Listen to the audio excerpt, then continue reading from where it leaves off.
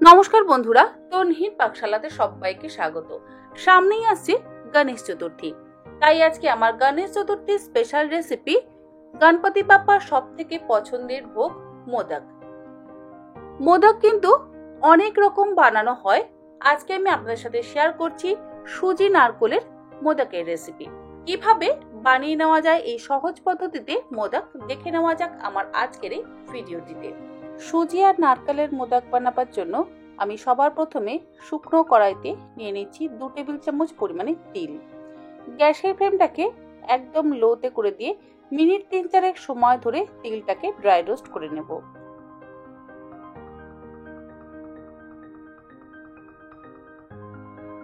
তিল ভাজবার সময় কিন্তু ক্রমাগত নাড়তে হবে, তা না হলে তিল পুড়ে যাওয়ার সম্ভাবনা থাকতে পারে। তিলটা আমার ভেজে নেওয়া হয়ে গেছে। এবার আমি একটা প্লেটের মধ্যে ঢেলে তিলটাকে ঠান্ডা করে নিচ্ছি। ওই একই কড়াইতে দিয়ে দিচ্ছি 2 টেবিল চামচ পরিমাণে ঘি। ঘিটাকে ভালো করে গরম করে নেব। ঘি ভালো মতন গরম হয়ে গেলে এর মধ্যে দিয়ে দিচ্ছি হাফ কাপ পরিমাণে সুজি। গ্যাসের ফ্লেমটাকে লো টু মিডিয়ামে রেখে সুজিটাকে ঘিয়ের মধ্যে মিনিট 4-5 সময় ধরে ভালো করে ভেজে নিতে হবে।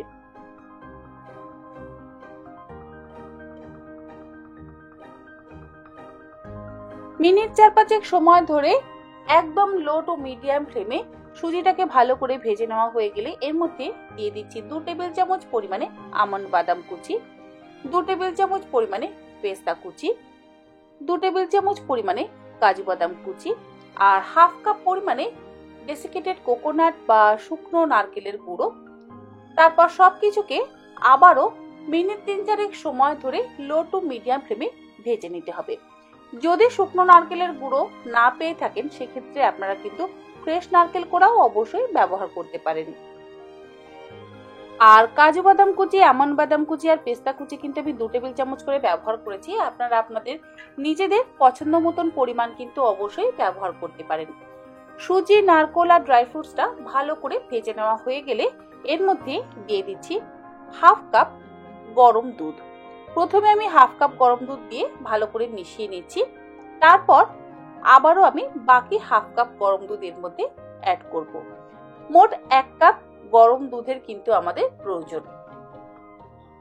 ভালো করে মিশিয়ে নিয়ে আরো হাফ কাপ গরম দুধ আমি এর মধ্যে দিয়ে দিলাম। তারপর আবারও গ্যাসের ফ্লেমটাকে একদম লোতে করে দিয়ে সমস্ত কিছু ভালো করে মিশিয়ে নিচ্ছি।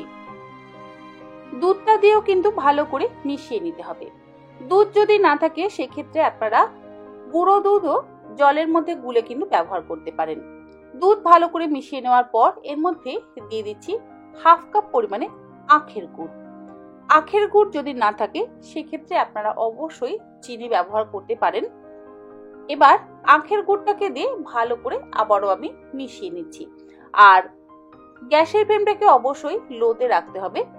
আখের গুড় দেওয়ার কারণে কিন্তু দেখবেন আস্তে আস্তে এই মিক্সচারটা বেশ লিকুইড হয়ে আসবে। মানে গুড়টা যখন গলবে তখন মিক্সচারটা একটু লিকুইড হয়ে আসবে।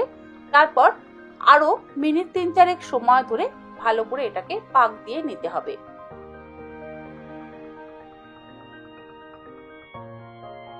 এর মধ্যে দিয়ে দিচ্ছি 3টে ছোট এলাচের গুঁড়ো।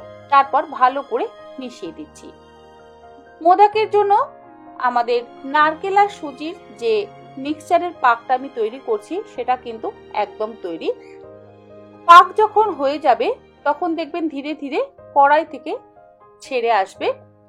আর ভালো করে মিশিয়ে নিয়ে গ্যাসের ফ্লেমটাকে এবার বন্ধ করে দেব। সবশেষে মিশিয়ে দিচ্ছি যে আগে থেকে তিলটা ভেজে তুলে রেখেছিলাম সেটা। তিলটা দিয়ে ভালো করে মিশিয়ে নিচ্ছি।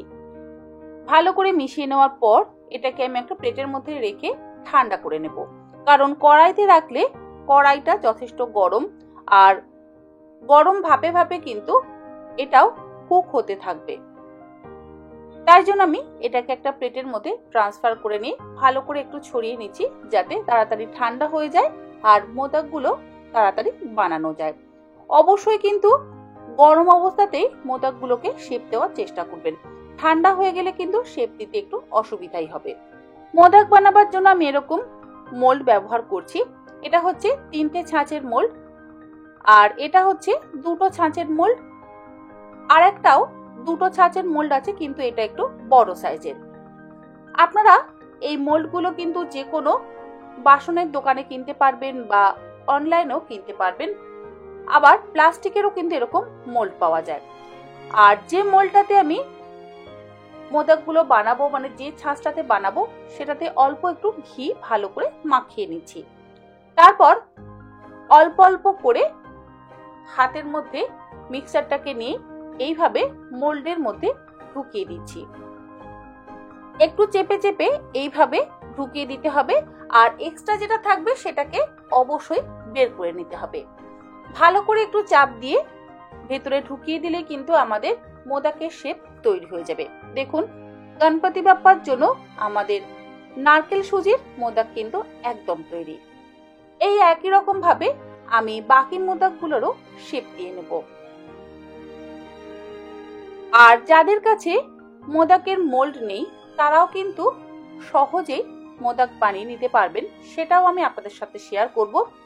এর আগে আমি মাওয়া দিয়ে, মানে খোয়া ক্ষীর বাড়িতে বানিয়ে মোদক তৈরির একটি রেসিপি শেয়ার করেছিলাম।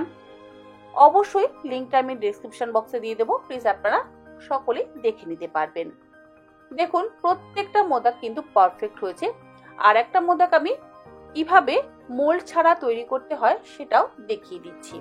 হাতের মধ্যে নিয়ে গোল করে এইভাবে মোদকের শেপের মতন শেপ দিয়ে নিতে হবে। আর এই মোদকের শেপ দেওয়াটা কিন্তু ভীষণই সহজ। শঙ্কুর আকারে মোদকের শেপ তৈরি করে নিতে হবে। তারপর আঙুল দিয়ে একটু ভালো করে যদি চেপে চেপে দেওয়া হয়, তাহলেই সহজে মোদকের শেপ কিন্তু তৈরি হয়ে যাবে। এবার একটা টুথপিক দিয়ে আমি গায়ে এইভাবে নিচের দিক থেকে লম্বা লম্বা করে দাগ দিয়ে দিচ্ছি। যদি টুথপিক থাকে ভালো, আর যদি না থাকে তাহলেও কোনো অসুবিধা নেই। চামচের পেছন দিকটা দিয়েও আপনারা এই রকম ভাবে দাগটা অবশ্যই দিয়ে দিতে পারেন। দেখুন, মোল্ড ছাড়াও কিন্তু খুব সুন্দরভাবে মোদক তৈরি হয়ে গেল। গণপতি বাপ্পার জন্য মোদক একদম রেডি। আমার আজকের এই মোদকের রেসিপি আপনাদের কাছে যদি ভালো লেগে থাকে, তাহলে আপনারাও গণপতি বাপ্পাকে ভোগ হিসেবে এইভাবে মোদক বানিয়ে নিবেদন করতে পারেন। আমার চ্যানেলে নতুন বন্ধু হয়ে থাকলে চ্যানেলটা সাবস্ক্রাইব করে নেওয়ার অনুরোধ রইল। পাশে থাকা বেল আইকনটা অবশ্যই প্রেস করে দেবেন, কারণ আমি চ্যানেলে যখনই কোনো নতুন রেসিপি শেয়ার করব, নোটিফিকেশন আপনাদের কাছে পৌঁছে যাবে। আজকের মতো এই পর্যন্ত। আবার হাজির হয়ে যাব নতুন কোনো রেসিপি নিয়ে। ভালো থাকবেন, সুস্থ থাকবেন। ধন্যবাদ।